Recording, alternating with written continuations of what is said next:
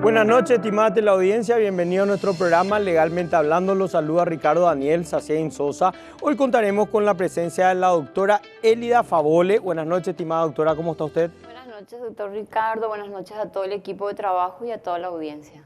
Un placer, mi querida doctora, que hayas podido venir. La doctora Elida Favole es directora de Acceso a la Información y Transparencia del Ministerio Público, pero esta noche la hemos invitado por un tema que debería preocuparnos a todos, a toda la ciudadanía en general, que es la violencia intrafamiliar y o violencia doméstica. ¿Por qué? De lo que va a enero y febrero tuvimos 7.513 víctimas. Tenemos 2 feminicidios y 14 intentos de feminicidio. Los números son alarmantes. Esto va en crecimiento. Estamos ante una pandemia generalizada en todo el Paraguay de violencia contra la mujer. Y evidentemente el Estado paraguayo y dentro de sus gobernantes no hay una política clara de cómo encarar este problema endémico que tiene el país, porque algo hay que hacer. O sea, ese es un problema de todos. Mi querida doctora, te quería consultar si cómo está el panorama actual en los temas de violencia. Bueno, nosotros tenemos que señalar que la realidad hoy es alarmante, los números van en aumento. Estas cifras probablemente van entre un 30 a 25% cada año en aumento, pero si nosotros hacemos un análisis global de todo el proceso que nosotros estamos viviendo hoy, es consecuente con relación al proceso que hemos iniciado allá por el 2005-2006. ¿Qué ocurría en los años anteriores, 2002, 2003, 2004? Las denuncias llegaban 10 al año. Nosotros iniciamos... Hoy tenemos un promedio de 130 denuncias al día, que saltamos del año pasado que eran 100 y poquito a 130 en enero y febrero. Imagínense, 130 casos de denuncias al día, que es la gente que va y denuncia, pero ¿y las que no? O sea, imagínate qué cantidad debemos tener realmente. Muchísimo. ¿Y qué pasa? Nosotros iniciamos esa campaña muy fuerte. Entonces, todas esas denuncias que no llegaban al sistema salen debajo de la alfombra. O sea, de 10 casos al año pasamos hoy a casi 40.000. ¿Qué nos traduce esto? Que no es que no ocurría, sino que no se denunciaba. La gente, por un lado, no era consciente que esto era un delito que ya estaba dentro del Código Penal. Por el otro lado, no se tenía conciencia de que esto socava la dignidad de las personas y de todo el entorno familiar, no solo las mujeres. O sea, la mujer es víctima directa, pero tenemos víctimas indirectas como hijos, a veces los padres también. Entonces, socava la dignidad de todas estas personas, no había esa concienciación. Todo esto sale bajo la alfombra, se vuelca al sistema y el sistema no tiene la capacidad de respuesta, que es lo que nos pasa hoy. Este proceso de asentar la concienciación de las denuncias probablemente nos lleve 10 a 15 años más. Mientras tanto, hay una obligación del Estado paraguayo y de las instituciones en general de ir adecuando ese sistema para que pueda dar esa respuesta rápida, porque la percepción que hoy tiene la ciudadanía es que no se atiende, no sirve, no hay una atención rápida, mueren las mujeres y por el otro lado esa percepción de injusticia. Entonces es multifactorial.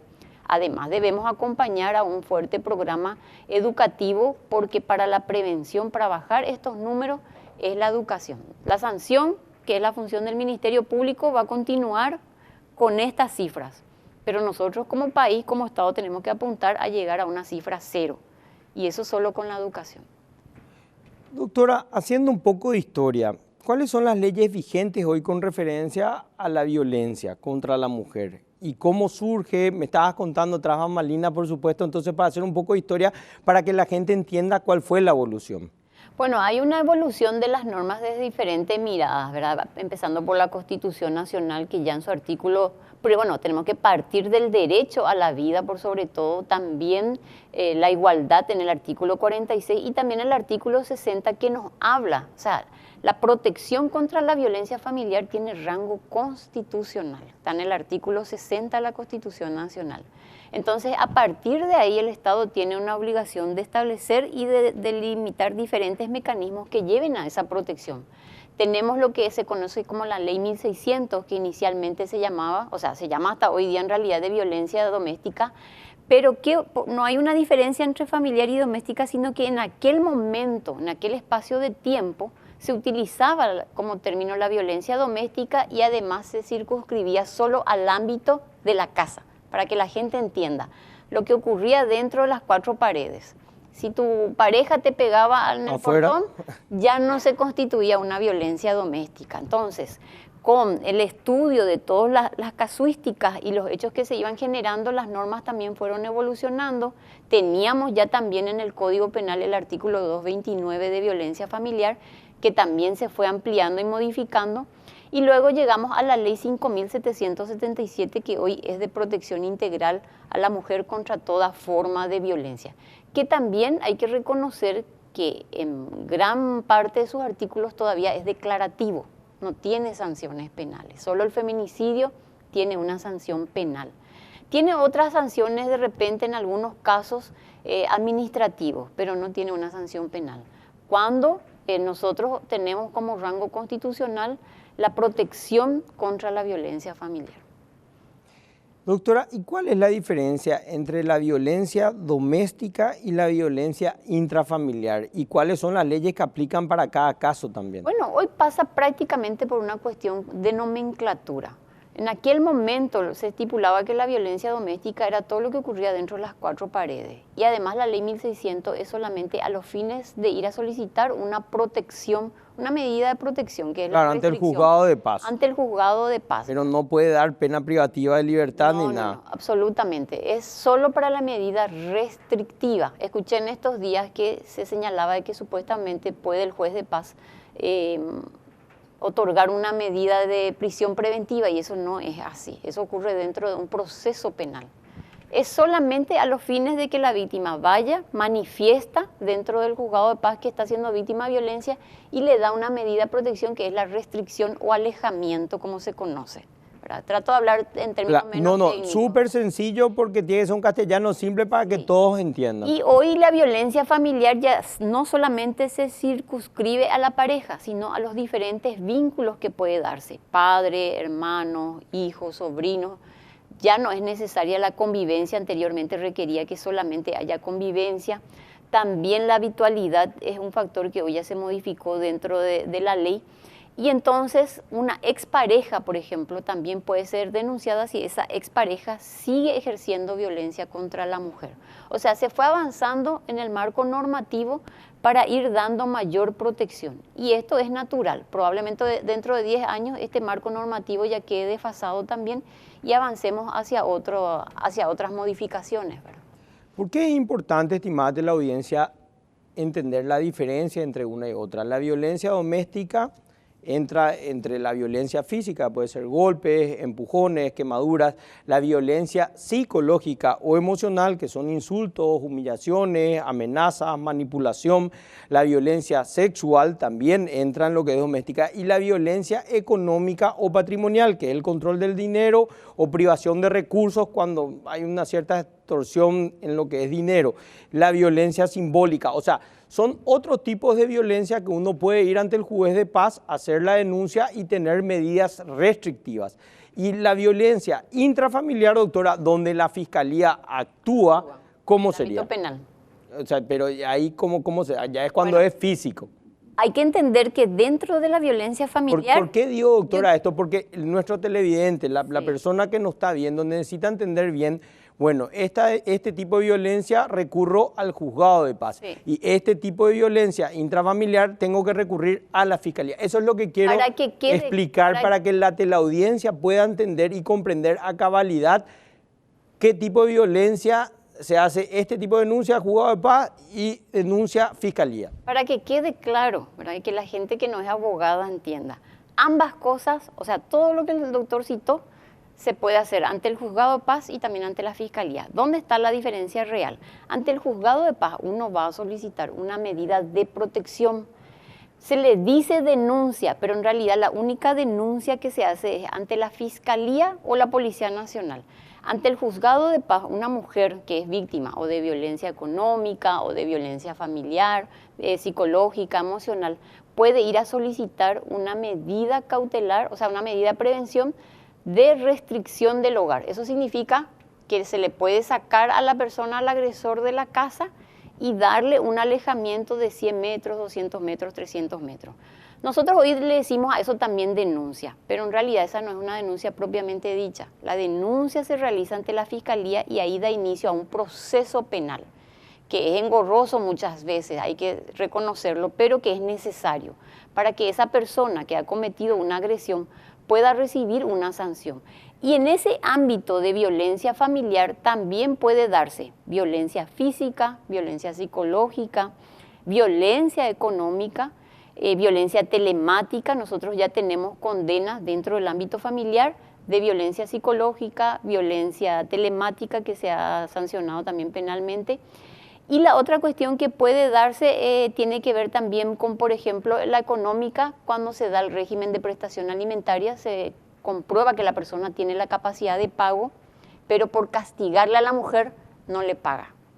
Ahí se configura una violencia económica. O puede darse también dentro de lo que es la distribución de los bienes, que no quiero yo profundizar en eso porque eso ya hace más el ámbito civil también, ¿verdad? Pero todos estos hechos que nosotros describimos desde lo jurídico también se puede dar en el ámbito de la familia. La violencia sexual también, cuando la pareja o es pareja abusa sexualmente de esa mujer, se configura una violencia sexual. Solo que hoy eso, dentro de lo que es la tipificación, se tipifica todo dentro de violencia familiar.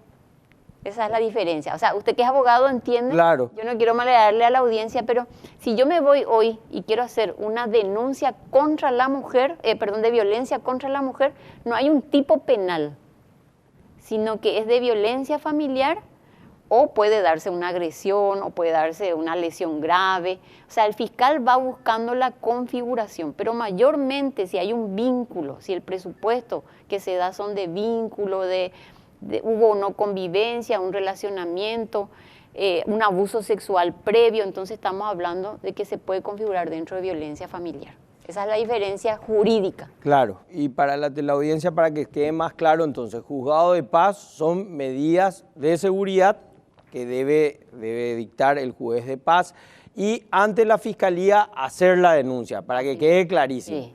Perfecto, debemos ir a la pausa, pero ya volvemos.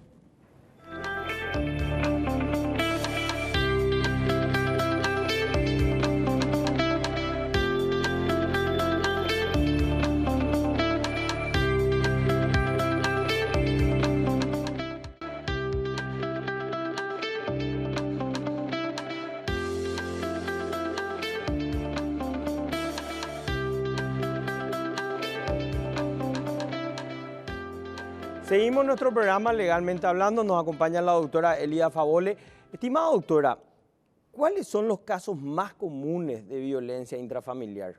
Los casos más comunes son de violencia psicológica porque sí o sí se inicia por ahí, con un maltrato verbal, con ciertas conductas que se dan cuando no hay una agresión física, pero sí con ciertas formas de tratar para que la gente entienda, un maltrato. Claro. Entonces empezamos con la violencia psicológica, sí o sí, en todos los casos hay violencia psicológica, luego suele pasar a una violencia física con los golpes, a veces ya va increciendo también con una violencia sexual, porque cuando hay esta situación de violencia generalmente se rompe ese vínculo, la mujer se niega a tener relaciones, puede haber una violencia sexual también, esos son los casos más comunes generalmente que se denuncian. Y por otro lado también a veces hemos tenido algunos casos, muy pocos en realidad, pero de violencia económica. Hoy la violencia económica todavía se queda en el ámbito del incumplimiento de la prestación alimentaria, donde ahí se dirime cada caso. Hay casos donde realmente la persona, el padre, no puede pagar porque no tiene las condiciones. Claro. Y hay otros casos donde sí se comprueba que tiene la capacidad de pago, pero que por castigarle a la mujer no quiere pagar. Doctora, y para que nuestra teleaudiencia entienda, y yo también me incluyo, la violencia psicológica, ¿cuál es el concepto o cómo se tipifica la violencia psicológica? ¿Cómo hasta acá es normal y esto ya es violencia psicológica? ¿Cómo yo puedo diferenciar? Todo lo que haga un daño emocional a la persona en general, o sea, a usted mismo, ¿verdad? Todo aquello que le puede causar un daño emocional, que le afecte incluso psicológicamente, se configura un daño psicológico. Y eso, ¿cómo se obtiene ese elemento objetivo? A través de las evaluaciones psicológicas, incluso a veces psiquiátricas también, si es que se solicita, donde el perito psicólogo o el perito psiquiatra hace un informe para los magistrados, para el fiscal, donde señala si hubo o no hubo ese daño y si se encuentran indicadores de violencia. Estos indicadores son internacionales, o sea, no es que lo establece solamente el psicólogo de la fiscalía. Hay protocolos de psicología forense que utiliza y dentro de ese informe establece qué protocolo ha utilizado y cuál es el mecanismo que ha utilizado para llegar a esa conclusión. Entonces, ahí cuando tipifica, o sea, si hay un estudio psicológico que determina que hubo daño emocional, Sí. el fiscal debe imputar o acusar, o sea, debe darle trámite. ¿No está eso expuesto a interpretación del fiscal? No, por eso está el profesional psicólogo, porque el abogado, el fiscal es abogado, quiero aclarar. Claro, no es psicólogo. Ni psiquiatra. Entonces, los órganos de apoyo son todos aquellos peritos que le pueden ayudar. En este caso, un psicólogo forense, un psiquiatra forense. En otras disciplinas, por ejemplo, delito informático, entonces está el perito informático. Porque el que tiene la ciencia de conocer ese contexto es el psicólogo. Y lo que hace el fiscal es ver si tiene de ese informe elementos objetivos para la imputación y posterior acusación, o no. Entonces ahí tiene que desestimar. ¿Y qué pasa, doctora, si el informe psicológico llegó después del sobreseimiento? Si a un fiscal se le dio por dar un sobreseimiento y llega después el informe. Si dio un sobreseimiento provisional, se puede todavía reabrir la causa. Ahora, si ya fue un sobreseimiento definitivo, debe constituirse una nueva denuncia en ese caso. Porque hay que entender, no quiero yo referirme a un caso en particular, pero claro, si el caso ya está cerrado, sería una causa nueva. Claro. Porque ya se dio por concluido ese caso, esa causa. Puede ocurrir también lo siguiente. A veces las víctimas, que esto es normal, o sea, natural, mejor dicho, caen en el ciclo de la violencia. ¿Esto qué significa? Que llega una etapa de luna de miel donde trata de restablecer vínculo, intenta retirar la denuncia y no acude a las evaluaciones psicológicas. Eso también suele ocurrir a veces, ¿verdad? Y por el otro lado, nosotros también tenemos que hacer mea culpa de que hoy el Ministerio Público cuenta con solamente 70 psicólogos a nivel país. 70 psicólogos para todo el país. Casos. O sea, ahí estamos hablando no solo violencia familiar, hablamos de trata, abuso sexual infantil, coacción, para todos los hechos punibles que requieren una evaluación psicológica, que son aproximadamente cerca de 200.000 causas aproximadamente, y solo 70. O sea, eso es humanamente imposible. Es imposible. Y para los procesados tenemos solo 10 a nivel país, para la evaluación de los procesados, para la reprochabilidad. Imagínense, 70 para todo el país, 10 para los agresores y tenemos 130 denuncias al día. O sea, es imposible, de cobertura imposible. Así mismo, entonces ahí es donde yo siempre hago hincapié a esto de que todas las instituciones del Estado, incluyendo los poderes del Poder Ejecutivo y Poder Legislativo, tienen que sentarse a discutir y si van a fortalecer o no esto. ¿Por qué? Porque requiere que se fortalezca todas las instituciones del sistema, desde el Ministerio de la Mujer, que hoy tiene un poco más o menos 200 funcionarios para todo el país, la Policía Nacional, que tiene ya hoy también su departamento de atención a casos de violencia familiar, la Fiscalía, el Ministerio de la Defensa Pública y el Poder Judicial. O sea, en el ámbito de protección, todas estas instituciones tienen que ser fortalecidas y hay que ver cuáles son las debilidades. En nuestro caso, tenemos solo 70 psicólogos. Claro, pero aparte hay una falencia. El gobierno está fallando en su política con respecto al tema de violencia. Eso está clarísimo. Por eso continúa en aumento y como yo digo, hay una pandemia y el gobierno mira al techo. Definitivamente, mientras que nosotros sigamos dando cifras, hay una falencia por parte del Estado paraguayo. Entonces, tenemos que sentarnos a analizar más allá de cualquier bandería política o ideología, siempre digo. No, esto no tiene política, no tiene raza, no tiene religión. El tema de la violencia es para todos los estratos sociales también, no crea que es algo de un estrato social sí, el otro no, es para todos. O sea, esto el gobierno debe tomar en serio y debe tomar cartas en el asunto y hacer algo. Sí, siempre pongo de ejemplo esto, cuando llega una víctima de violencia o cuando los familiares de un caso de feminicidio Claro, no se le llegan, pregunta qué religión sos, de no qué se le partido político pregunta, sos, ¿no? Para absolutamente. todo el Y mundo. cuando tiene que ver con las políticas públicas, es una obligación del Estado. Si uno va a llevar agua potable a una comunidad, uno no pregunta si esa comunidad es liberal, es colorada. Totalmente. Es la obligación del Estado llevar agua a esa comunidad. Son ciudadanos paraguayos. Son ciudadanos. Entonces las políticas públicas tienen que abstraerse de las discusiones políticas, partidarias, ideológicas, y el Estado está obligado a dar esa respuesta. Nosotros somos pasibles de una sanción internacional. Ya hay países que ya han sido sancionados como España, Nicaragua. Entonces nosotros tenemos como Estado que ir ajustando todas las necesidades y mecanismos que se requieren para erradicar y para bajar estos números. Claro, porque nuestro sistema no está funcionando. La gente dice el tema de feminicidio, no, pero no habrán hecho la denuncia. La mayoría de los casos de feminicidio hubieron denuncias previas.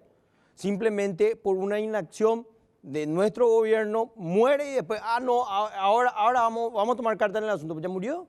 Así mismo es una Dejan tragedia. huérfanos, dejan una familia destruida, hijos destruidos que nunca van a poder tener una vida normal, lastimosamente.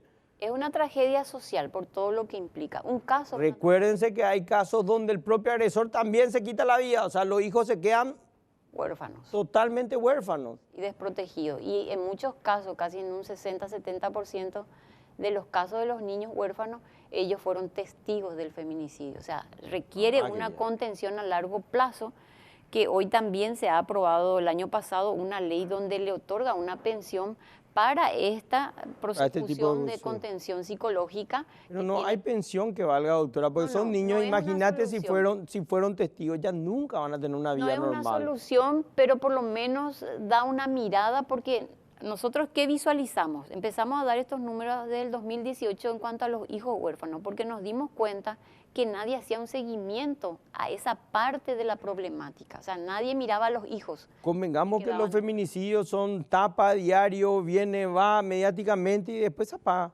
Así es. Después se apaga y todo el desastre que dejó atrás termina en bolsa vacía. Los organismos como el Ministerio de la Niñez, por ejemplo, tienen que hacer un seguimiento a estos niños, ¿verdad? Además de la pensión que viene a aportar en ese aspecto, pero hay que hacer un seguimiento. Nosotros recordamos un caso, por ejemplo, que no quiero señalar particularmente, pero donde sí uno de los hijos hizo un video público explicando cuáles fueron las consecuencias en su niñez y en su vida de adolescente, haber sido testigo y también víctima del caso de feminicidio de su madre. O sea, nosotros tenemos una radiografía de toda la consecuencia psicológica, emocional que tiene en la vida de un hijo. Y tenemos que partir de ahí como política de Estado. Totalmente, el gobierno tiene que tomar cartas en el asunto. Esto es demasiado delicado para que sigan mirando el techo y no hacer nada. Efectivamente, y como le digo, tiene un rango constitucional. Entonces, sí o sí hay una obligación por donde se le mire, el Estado ratifica. No, tenemos Pacto de San José de Costa Rica, o sea, como vos decís, no van a sancionar como país por la inacción de nuestros políticos. Así mismo, es necesario que se puedan ajustar estos mecanismos y por sobre todo fortalecer las instancias para que se pueda dar una atención rápida. Mi querida doctora, debemos ir a la pausa, pero ya volvemos.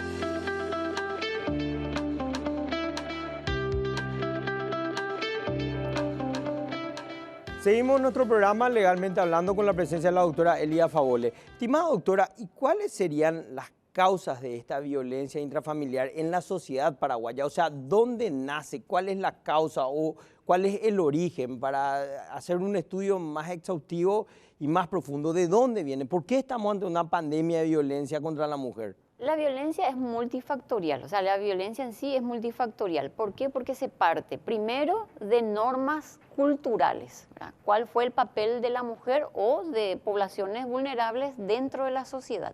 Y esto tiene un contexto casi histórico, o sea, no es de hace 100 años, 200 años, estamos hablando de miles de años donde las sociedades se constituían en patriarcados el hombre de la casa tenía potestad sobre tanto la mujer, los hijos, los esclavos. O sea, esto es un contexto histórico que se fue permeando a través del tiempo. Esas son las normas culturales. Luego vamos a las normas sociales, que son los roles que tiene la mujer en desigualdad de condiciones. Yo sé que a mucha gente no le gusta este concepto, pero es así. Hoy hay una situación de igualdad de condiciones en la mujer en relación al hombre y también otros sectores de la población. A esto hay que sumarle también los factores conductuales o psicológicos. La violencia es una conducta aprendida. A lo cultural, a lo social, si además le sumamos que la persona se ha educado en un contexto de violencia familiar, donde la forma va a replicar. A esto hay que sumarle otra vez el ambiente, lo socioambiental. Si además de eso consume drogas, alcohol. Entonces es como un checklist, por decirlo, se va sumando, entonces se da una mayor factibilidad de que haya una conducta de violencia en su vida de pareja o con su entorno familiar. Siempre hablamos de pareja porque es el entorno más cercano, pero también puede afectar a otros miembros de la familia. La violencia es multifactorial y se tiene que trabajar desde lo educativo, porque estas normas culturales, según la Organización de las Naciones Unidas, puede tardar entre 70 a 130 años en cambiarse en una sociedad. O sea, 70 a 130 años. O sea, lo que nosotros tenemos que apagar la luz, doctora, y nos vamos entonces. No, yo no me quiero rendir, ¿verdad? Lo que hoy estamos trabajando, esperemos que las próximas generaciones puedan ver ese cambio. Por eso yo hablaba que el proceso de asentar la denuncia lleva por lo menos 20 a 30 años, que es donde estamos hoy, unos 10 o 15 años más. Pero para cambiar estas normas culturales, sociales, pasan 70 a 130 años. Y cambiar la conducta en sí requiere que se trabaje la familia. Ahí es donde entramos la familia, donde tenemos que aprender o reaprender las formas de comunicación. Nosotros nos comunicamos siempre muy violentamente, o sea, todos caemos en eso. Entonces tenemos que reaprender esa forma de comunicarnos y luego están los otros factores, el consumo de drogas, alcohol, hay que sumarle también los celos muchas veces. Pero no es que uno mata por celo, uno mata porque es violento. Porque hay personas que son celosas, pero no precisamente va a ir a matar. Claro. Esa diferencia siempre hay que hacerlo de los medios de comunicación. A veces leemos que le mató por celo o le mató por la bebida. No, le mató por violento. Porque hay personas que toman, pero no precisamente matan. Hay personas que pueden ser celosas, pero no van a ir a matar. Le mata porque es violento y porque siente que tiene un sentido de propiedad sobre la vida de esa mujer. Claro, pero ahí volvemos a ver. ¿Qué es el derecho? El conjunto de normas jurídicas vigentes que rigen el comportamiento en sociedad. Sí. Si la persona no puede convivir cumpliendo ese régimen vigente o el derecho en sí, entonces no tiene que estar en sociedad. O más fácil decirte, como digo yo, doctora, los agresores tienen que estar todos con una tobillera o tienen que estar presos. Bueno, y ahí llegamos a lo que decimos. ¿Dónde entra a regir la norma o el derecho cuando se viola ese derecho, ¿verdad? Y ahí ya entramos en la sanción penal. Pero lo que nosotros como Estado tenemos que llegar al estadio anterior, que es que no ocurra. Claro, la prevención, por así decirlo, pero la prevención ya hoy no funciona. O sea, pero tenemos que seguir trabajando. O sea, yo no quiero desistir de eso porque en definitiva tenemos que seguir trabajando. Hoy un hombre puede morir en una circunstancia de un asalto, un robo, pero la mujer puede morir en el asalto, en el robo y además también en su casa. Entonces, esas circunstancias son las que tenemos que seguir trabajando como Estado desde la prevención. Claro, sobre todo, como digo yo, bueno, listo, no pueden estar privados de libertad, entonces tienen que estar usando una tobillera. Y ahí entramos todavía en el régimen donde ya ocurrió el hecho. O sea, si yo hoy le digo a la víctima, o sea, le digo a la ciudadanía en general, denuncien. Claro. Ya es sobre un hecho consumado. Pero denuncien ¿por qué? O sea, denuncien para tener una medida de restricción, denuncien para que esta persona tenga un castigo, una pena privativa de libertad o algún tipo de condena. O sea, el ciudadano, la ciudadana en este caso, común y corriente, dice, ¿qué voy a ganar denunciando? Claro, la sanción penal. la sanción y la restauración de ese derecho violado. Pero yo soy más ambiciosa, o sea, yo quiero todavía seguir trabajando la prevención. Que sería en la educación, sería o en sea, la educación. poner énfasis en la educación para que las generaciones venideras... Así mismo. ¿Y qué programas hay de prevención, doctora? Bueno, ¿Qué programas existen? hay que señalar que hay una articulación interinstitucional, las diferentes instituciones tienen programas que abarca, por ejemplo, el Ministerio de la Mujer, el Poder Judicial, la Fiscalía tiene programas donde va a las escuelas, va a las comunidades, universidades, trabajamos con las comisiones vecinales, pero esto tiene que ser incisivo, sistemático, tiene que permear en el tiempo también, no es solamente una vez. Un programa de concienciación, o sea, cualquier programa de concienciación tiene que ser sistemático. Nosotros, por ejemplo, vemos los programas de concienciación contra la estafa. Y eso tiene que ser sistemático para que el ciudadano no caiga en una estafa. Ocurre lo mismo con la violencia. Tiene que ser un programa inicial desde pequeño. ¿Por qué? Porque también los psicólogos nos dicen que todas estas conductas aprendidas se dan hasta los 8 o 9 años. A veces los padres estamos en el trajín de nuestro trabajo. Cuando llega la adolescencia, 12, 13 años, queremos agarrarle a nuestro hijo e inculcarle todos los valores. Los psicólogos te dicen que ahí ya es medio tarde. Son los primeros años de vida donde el ser humano aprende todo lo que hace a su personalidad, al carácter y a las conductas aprendidas. Luego lo que ya va es asentando, reafirmando. O sea que hasta los 9 hay momento de inculcar buenos valores a los niños. Por eso se tiene que trabajar con la familia. Esto no es algo que va a ir aislado del núcleo familiar. Se tiene que trabajar con la familia porque los padres somos responsables de la educación. No, totalmente. Yo creo que, bueno, el comportamiento, como vos bien dijiste, mi querida doctora, es emular la de los padres, evidentemente, y hasta los 9 años es como fortalecer su...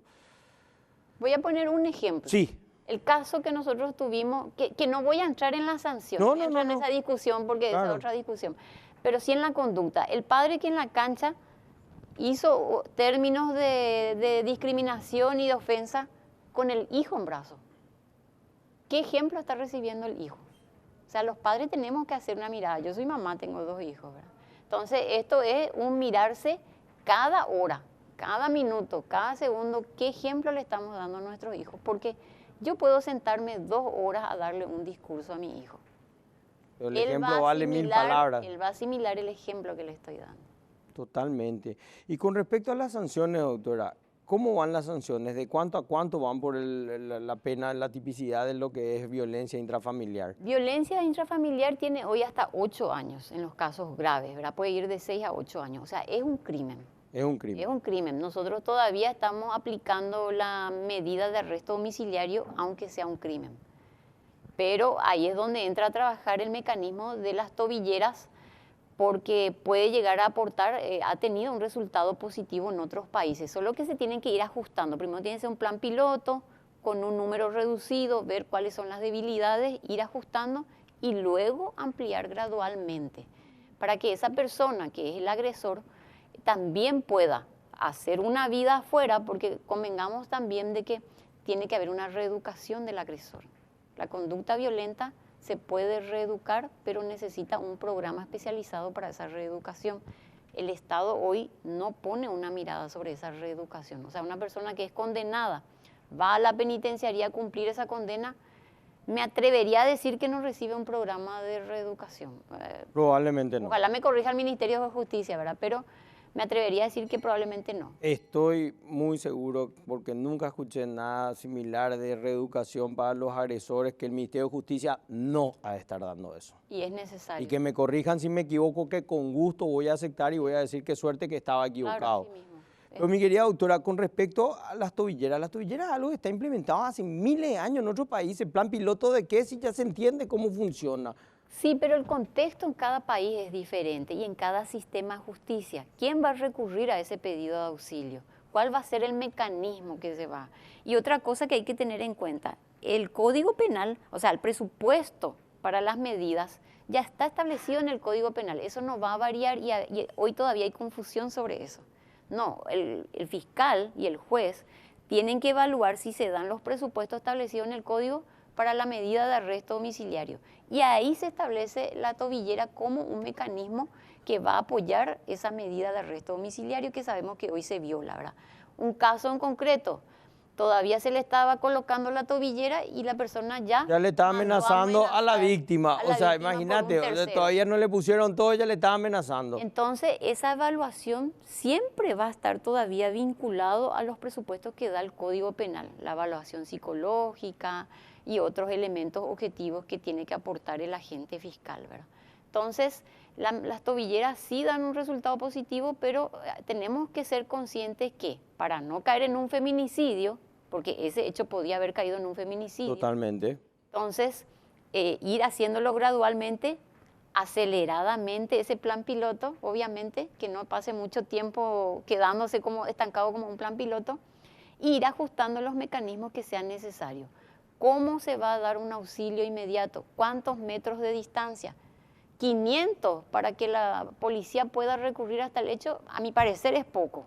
Es ¿Verdad? Porque poquísimo, entre que enciende, vamos a ser prácticos, entre que enciende la camioneta, arranca, se va, las 5 cuadras que son 500 metros, el agresor ya va a llegar.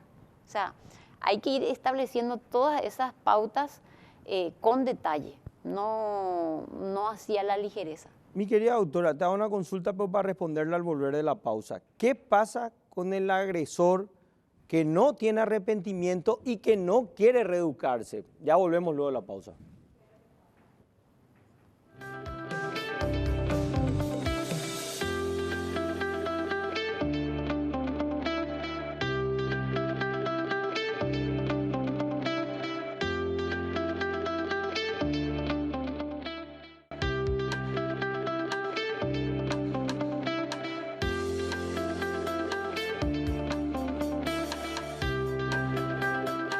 Seguimos nuestro programa Legalmente Hablando con la doctora Elida Favole. Estimada doctora, ¿qué pasa con el agresor que no quiere ser reeducado y que tampoco tiene remordimiento de lo que hizo o tiene una falta de empatía, por así decirlo?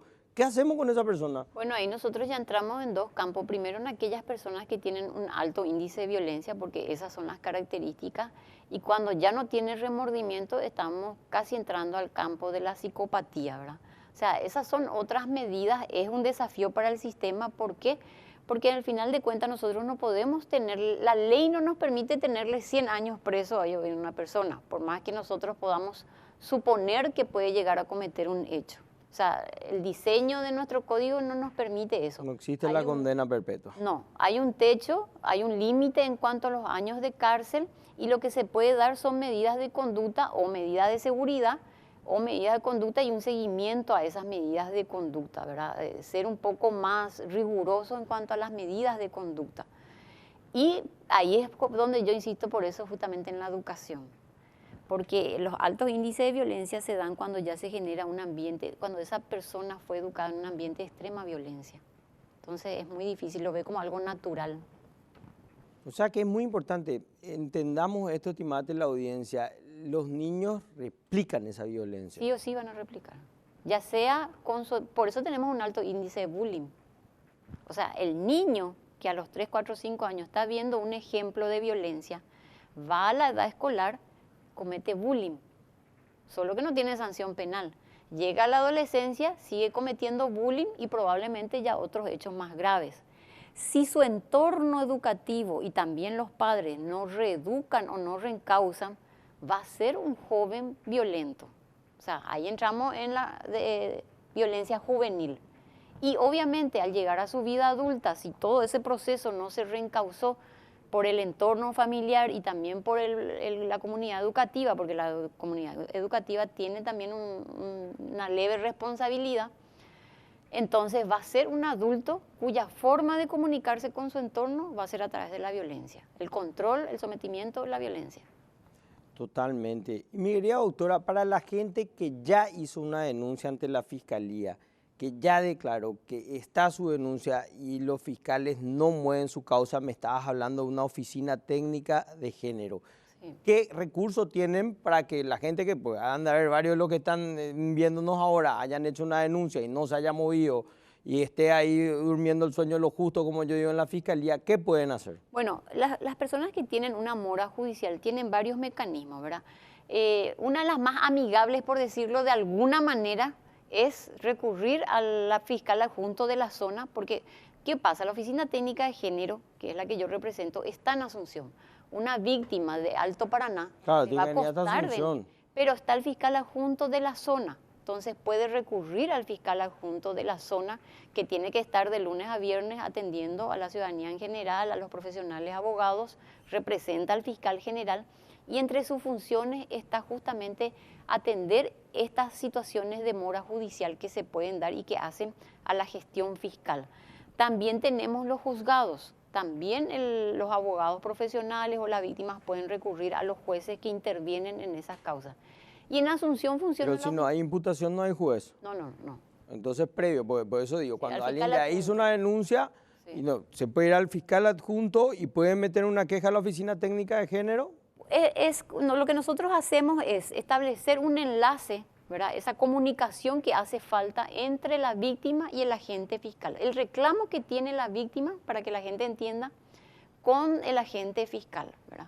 Para poder, ¿por qué? Porque lo que nosotros no pretendemos es que haya una contrariedad entre el fiscal y la víctima. Al contrario, lo que buscamos es que haya un acercamiento, una mirada por parte del agente fiscal. También dentro de nuestras funciones está la capacitación por eso, para que haya esa mirada sobre la víctima y tratar de restablecer ese vínculo cuando la víctima siente que no se le está haciendo caso, que hay una mora judicial o que de repente faltan elementos objetivos en su causa, no se impulsa, hay una tardanza. Nosotros tratamos de averiguar por qué se produce esa tardanza, si responde a cuestiones de infraestructura, una mala atención por parte de los funcionarios, porque a veces puede ser que los funcionarios también estén dando una mala atención. Entonces tratamos de generar ese vínculo entre la unidad penal y la víctima, para que no se produzca un quiebre definitivo, porque el fiscal, si va a llegar a juicio oral, tiene que contar con su víctima. Claro. Y también para bajar la percepción y la revictimización, ¿verdad? Totalmente, factores como revictimización que tampoco se cumplen. Que tampoco se cumplen. No se cumplen, Sí. Esa es nuestra realidad. O sea, tenemos una falencia en nuestro sistema La de justicia. revictimización tiene muchos factores, uno de ellos la tensión, la tardanza en los procesos, y la otra cuestión que yo también siempre hago hincapié es en llegar a juicio oral. Usted comprenderá como hombre de derecho que el proceso hoy te lleva mínimo 2 años y medio, 3 o 4 años para llegar a juicio oral en cualquier caso. Totalmente. En los casos de violencia familiar es uno de los hechos donde más se hace uso de los recursos abusivos, lo que conocemos como chicanería. O sea, es uno de los hechos que nosotros hoy, bajo parámetros, tenemos establecido que es así. Entonces puede llevar de 3 a 4 años. Generalmente, si hay elemento objetivo, en el 90-100% de los casos llega a condena. Pero como se tardó tanto, 3, 4 años, la percepción además es de injusticia. O sea, aunque llegue a condena, la víctima llega totalmente revictimizada. La justicia tarde no es justicia. Así mismo. Entonces, la percepción de injusticia queda, aunque ya haya tenido una condena. Totalmente. Y en el caso de revictimización, doctora, donde tenemos convenios internacionales como el de Brasilia, el de Belén do Pará, que no se cumplen, ¿qué está haciendo la Fiscalía con respecto a esto? Para que sus fiscales conozcan, porque el desconocimiento de la ley no exime su cumplimiento, conozcan y apliquen. Bueno, apostamos siempre a la capacitación. Dentro de esa capacitación, ¿existe una capacitación sí, con respecto a estos convenios? Al año nosotros hacemos 4 o 5 capacitaciones al año, se hacen con el centro de entrenamiento, que hoy ya es un instituto superior.